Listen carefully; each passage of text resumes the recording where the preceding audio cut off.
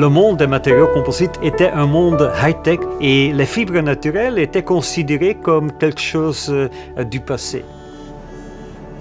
C'est tout à fait faux. La nature même crée une structure qui est similaire aux meilleures fibres, par exemple aux fibres de carbone. Au départ, on est parti combattre les fibres de verre et les fibres de carbone sur leur terrain. Mais on ne connaissait pas encore bien la fibre de lin et son comportement intrinsèque. Le lin est une fibre qui est différente des autres fibres, qui a ses propres propriétés et qui doit trouver les marchés dans lesquels justement ces propriétés apportent une valeur ajoutée. Finalement, ça nous ouvre l'esprit. Pour produire 1 kilo de fibres de lin, il faut 5 fois moins d'énergie que pour produire 1 kilo de fibres de verre. Et en plus, en comparaison avec les fibres de carbone, c'est une différence d'un facteur 20. Donc, on a un avantage écologique très important, mais il y a encore une différence qui est importante, c'est que les fibres de lin sont plus ou moins 2 fois plus légers que les fibres de verre.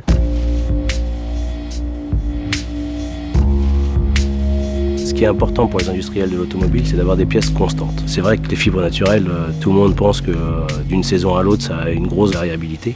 Tout le jeu est de faire des mélanges pour conserver une résistance moyenne de fibres. Il ne faut jamais essayer de chercher la meilleure fibre au meilleur moment, puisque ça marche une fois. Ce qu'il faut, c'est vraiment être régulé. Et donc, on moyenne toutes les résistances mécaniques en faisant des mélanges de différentes parcelles, différentes années. Ce que nous essayons de faire dans notre labo et dans d'autres labos en Europe, c'est de mettre ensemble et de mettre en contact le monde du matériau composite et le monde des fibres de lin pour qu'ils se comprennent mieux et pour que le monde des fibres de lin développe des structures, des tissus, des préformes qui sont adaptés aux exigences du monde des composites. Les tissus techniques à base de fibres de lin ont des propriétés qu'aucune autre matière n'a. L'isolation phonique et thermique, la légèreté, le côté naturel. Il n'y a aucune fibre synthétique qui ait ces propriétés-là.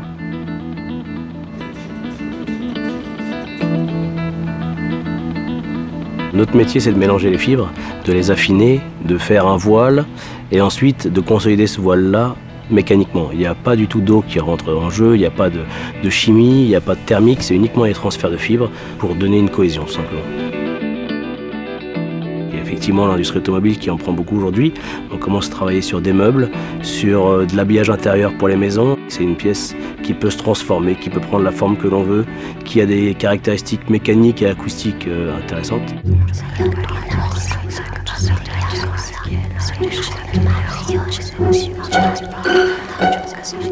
La problématique du poids de matière embarquée dans un véhicule est devenue la première des préoccupations des constructeurs et donc des équipementiers. Rapidement, nous avons identifié le lin comme une fibre potentielle. Ce que nous amenons, nous, c'est l'industrialisation de ce matériau vers des process qui permettent de le diffuser beaucoup plus largement et d'utiliser pleinement ses caractéristiques mécaniques. L'évolution de ces matériaux va être assez exceptionnelle. Nous sommes en train déjà de réfléchir à l'utilisation de fibres naturelles dans des fonctions vraiment de composite et de résistance mécanique en remplacement des tôles de structure.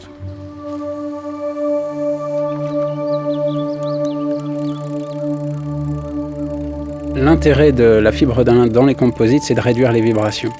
Et c'est une propriété qui est très intéressante parce qu'en général, dès qu'on parle composite, on a des problèmes de vibration.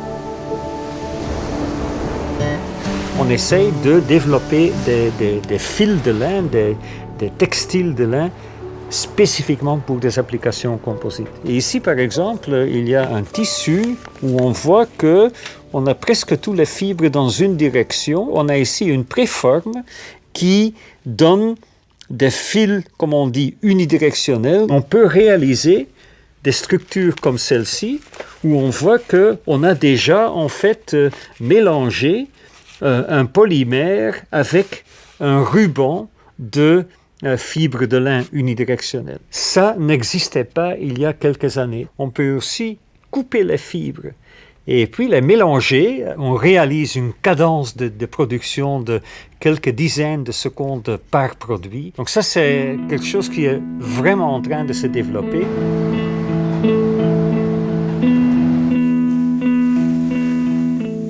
J'avais le sentiment que les matériaux composites n'étaient pas assez utilisés dans le monde de l'habitat.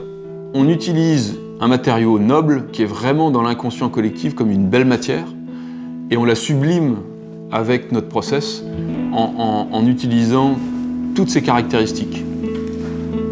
Ça donne une liberté de courbe, on travaille dans la coque, on travaille dans la forme. Donc on est dans une matière organique, une matière végétale, mais on n'est pas contraint dans le style.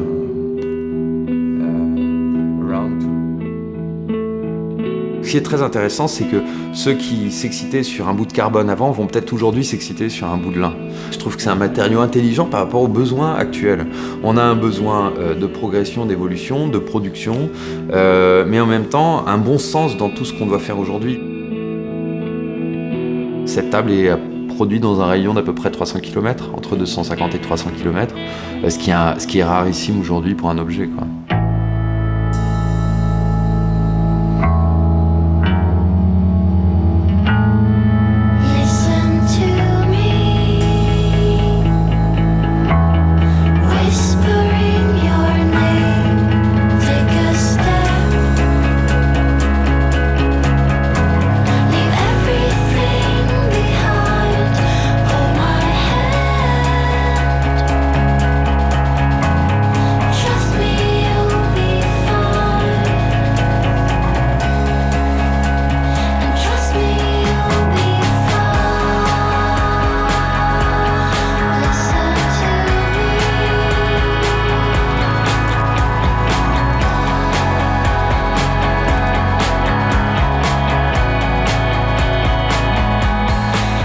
C'est une des matières qui parle au plus grand nombre. Donc naturellement, on est attiré par cette matière et qu'on a envie de choses simples et sophistiquées, et le lin remplit ces deux conditions.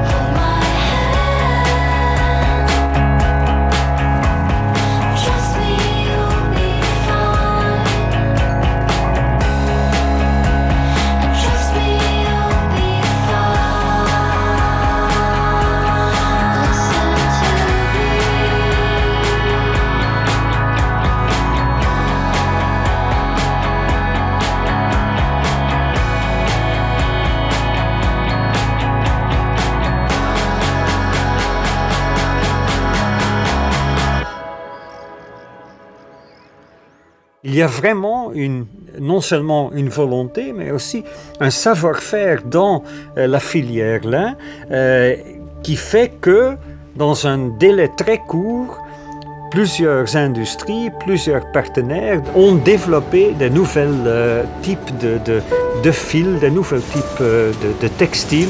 Aujourd'hui, c'est assez facile d'utiliser la fibre de lin parce qu'on dispose en Europe d'une filière de transformation depuis la culture dans les champs jusqu'à la fabrication de tissus et l'ennoblissement des tissus. C'est rassurant de se dire que l'ensemble de la filière se mobilise et que demain, plusieurs acteurs seront capables de répondre à une demande plus grande.